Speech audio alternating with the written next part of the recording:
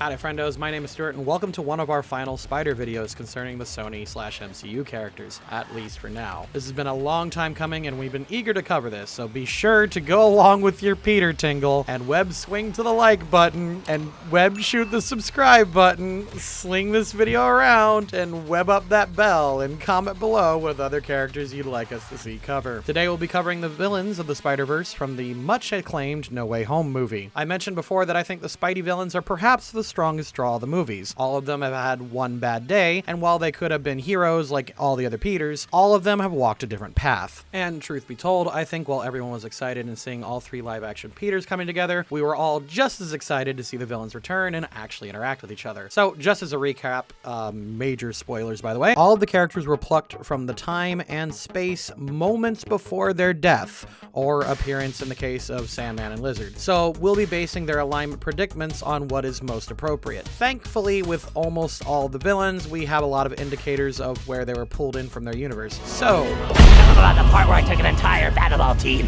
at the same time. Norman Osborn, aka the Green Goblin of 2002, started at lawful neutral before moving in between neutral evil and chaotic evil by the moments just before his death. While something of a scientist, the power-mad industrialist sees himself as unstoppable against any foe.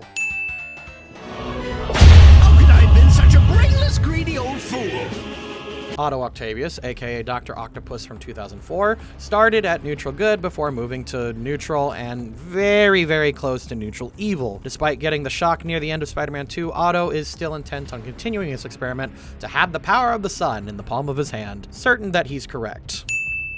The rocks you see here in the river are sandstone, but some people just take them for granted. Flint Marko, aka the Sandman from 2007, started at lawful good before moving, honestly, not much further. He's kind of weirdly in between lawful good, and true neutral though, so as some people call it, social moral if we did an expanded alignment chart.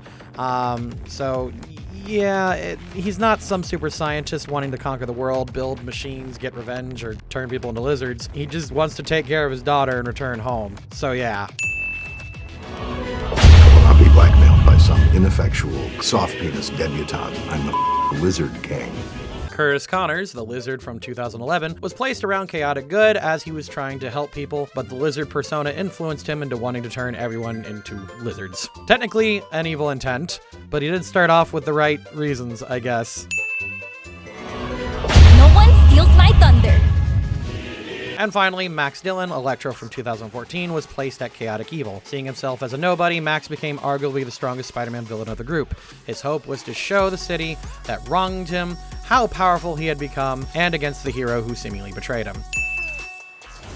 If you are curious as to how we got these alignments, be sure to check out these videos right here. And yes, I am fully aware I'm only listing 5 characters, but don't worry, we'll cover everyone who is talking soon enough. So with that out of the way, let's go. However, before we get to the ding-dings, this video is sponsored and brought to you by Skillshare. You might have heard of Skillshare by now, but in case you haven't, you might want to listen up. Skillshare is an online learning community with thousands of classes and members across 150 countries. Skillshare is a place to learn, unsurprisingly, new skills ranging from cooking, graphic design, creative writing, music, marketing, and even web development. If you're a DM or looking for help to becoming one, you should check out Storytelling 101 by Daniel Older, who can help you craft a unique and meaningful story for your players, as well as keeping it moving in relevant directions. Now is the perfect time to invest in yourself and make 2023 your year by learning a new skill or sharpening your old ones. Try out a risk-free 30-day trial and test it out yourself.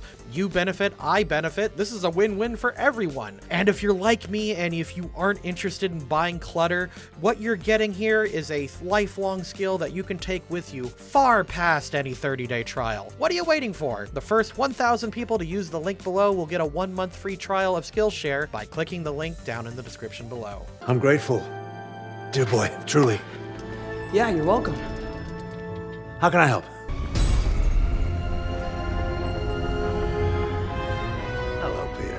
Somehow teleported from his base off the shore, Dr. Octopus finds a familiar face, Peter Parker. Confronting his mortal enemy about a missing fusion device, Otto attacks in a nat 20 fight, cursing that he should have killed Mary Jane in revenge. Chaotic evil.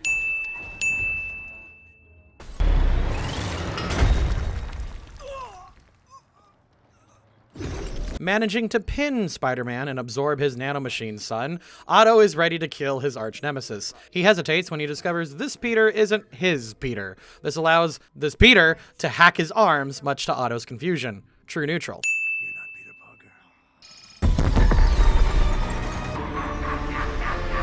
Jason David Frank, Norman Osborn attacks the bridge. Spotting his itsy-bitsy foe, Norman goes in for the kill, but Peter and a confused Otto vanish. Chaotic evil from Norman. Pulling in everyone who knows Peter Parker's Spider-Man from every universe into this one. Slinking around the sewers, Dr. Curtis Connors is attacked by Strange and teleported to a cell. Not recognizing where he is or who's around him, Kurt keeps quiet. True neutral. But I thought you stopped the spell. No, I contained it, but it would appear that a few of them squeaked through. Otto is naturally baffled by the existence of magic and a different Peter Parker. He answers Peter and Strange's questions, but like the lizard, Otto mostly stays silent. The only time he talks is when he tells Peter and Norman can't be alive. True neutral. What's happening? Peter, what is it? Arriving in a new universe, Electro begins absorbing this new energy. He's leaving everyone alone until he's attacked by Spider-Man, at which point he goes on the offensive. Chaotic neutral. What do you mean you're not my Peter? What the hell is going on? I'm Peter, but I'm not your Peter. Spotting Spider-Man swinging through the woods, a hidden Flint Marco jumps in to take a hit for Peter. Reintroducing himself, Sandman works with the new Peter to stop Electro. Neutral good!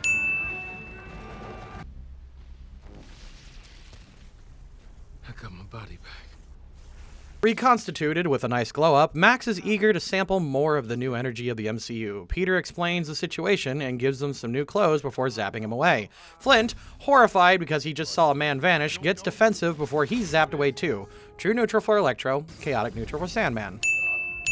What is this? Comics? Wait, you know this creature?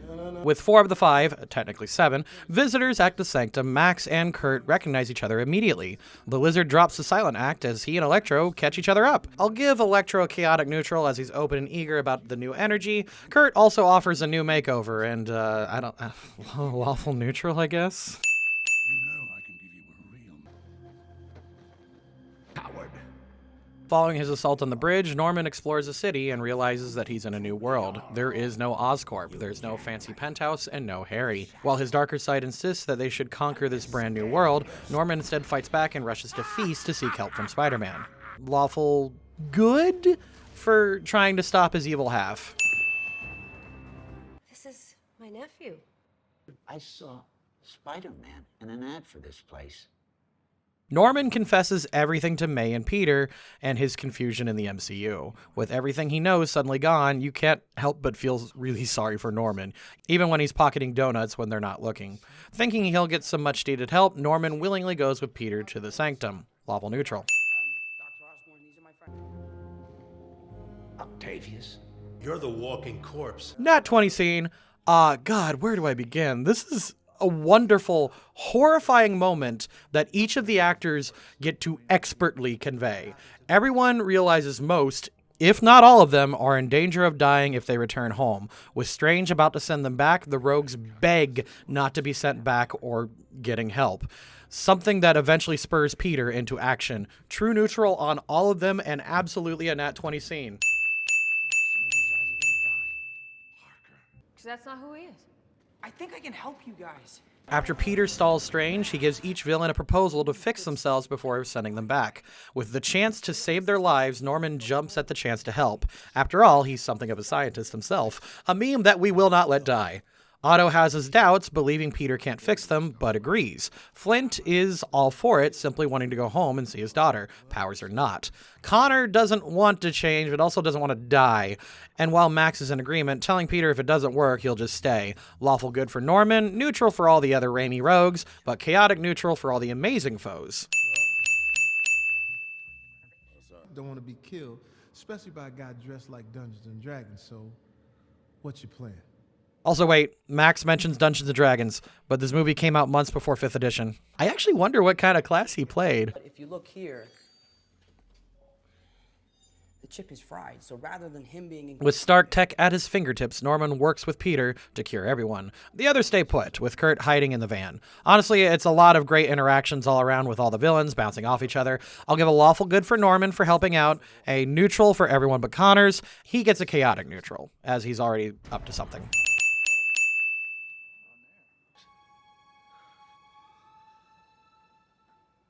Those voices inside my head. With a new inhibitor chip made, Otto is the first cured. For the first time in ages, Otto can't hear the AI in his head. He thanks Peter profusely before also thanking Norman. Happy to see the former colleague also lose his dark half. Neutral good for Otto. You're about to become whole again. No more darker half. Oh, Otto. You're probably going to regret that.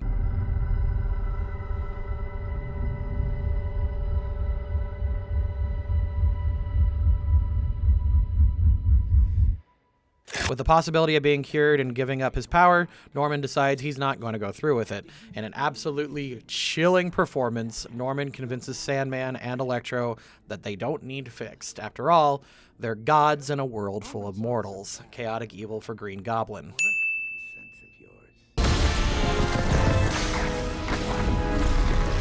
Not wanting to go home or be cured, Electro removes his cure and starts blasting. Sandman, realizing how everything has crumbled, leaves. Otto tries to step in, but is zapped for his troubles. Lizard attacks, escaping from the van. All the while, Norman battles Peter to prove the difference in power.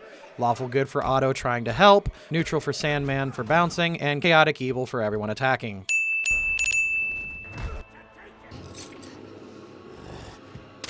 It didn't work. Getting stabbed by May and realizing the cure didn't work, Norman decides to retaliate by attacking the heart. After all, no good deeds go unpunished. Chaotic evil for Goblin. Also, May's death is a nat 20 scene, but we'll talk about that next week with Peter. I accidentally brought those dangerous people here. And if those people are watching, just know that I really did try to help you. The villains go into hiding, attempting to figure out the best course of action or gearing themselves up. When they receive Spider-Man's broadcast to the Daily Bugle, all of them converge at the Statue of Liberty. Chaotic neutral for all of them but Doc Ock. I'm gonna destroy it. Don't make me a murderer, Peter. Arriving first on the scene with a stolen arc reactor empowering him, Electro demands the box from Peter, not wanting him to return to a world where he's a nobody. In a very interesting moment, Electro even insists that he doesn't want to kill Pete. However, when he sees his Spider-Man, Max goes all out. Lawful evil. Where's the box, Peter? Flint, we can help everyone. I don't care. Next up, Flint demands the box from Peter and begins attacking. Like before, he doesn't care about the cure for his power or for staying. He just wants to go home and fights everyone who gets in his way. Chaotic neutral for Sandman.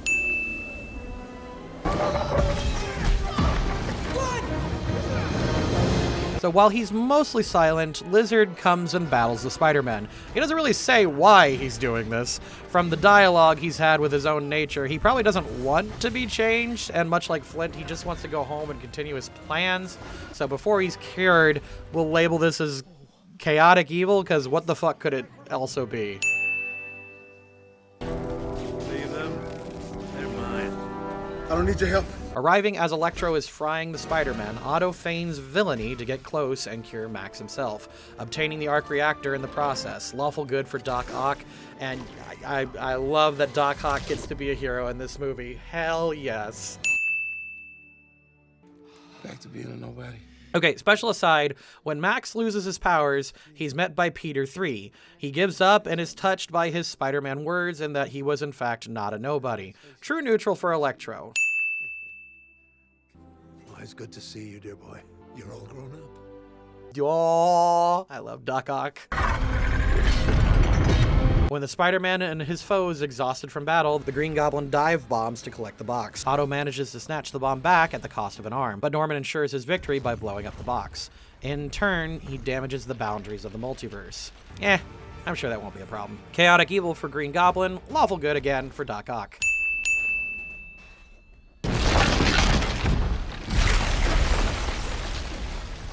As the Statue of Liberty begins to collapse, Ock uses his remaining arms to help bring everyone to safety. Neutral good.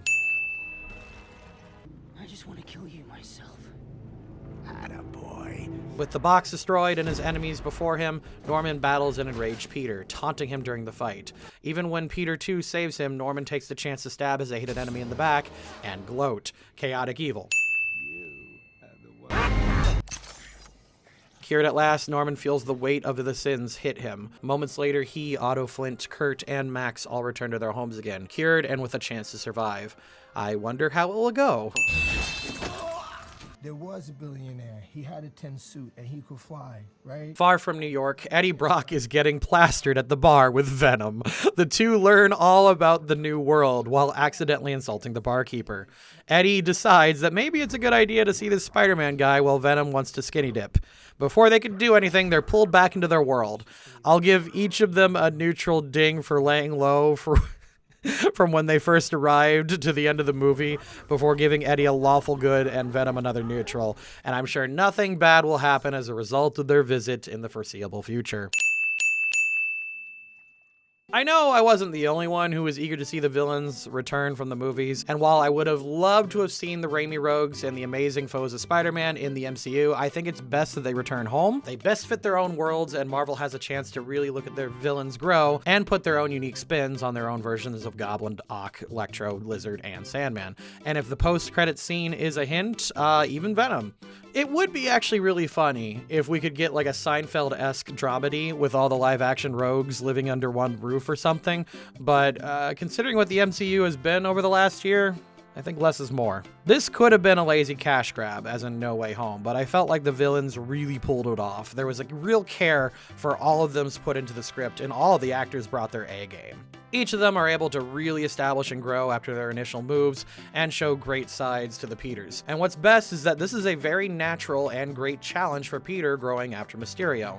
I know we didn't do Mysterio in that video, but like, Personally, I would have liked it way more if Mysterio was a good guy. Each of these villains, save for Sandman and Lizard, all died. All of their lives were ruined, and very few of them actually got the help they needed, with their universe's Spider-Man not able to have access to all the tools that the MCU Spider-Man did. I think this movie does a really, really good job in showing that Spider-Man is someone who helps people first before defeating bad guys.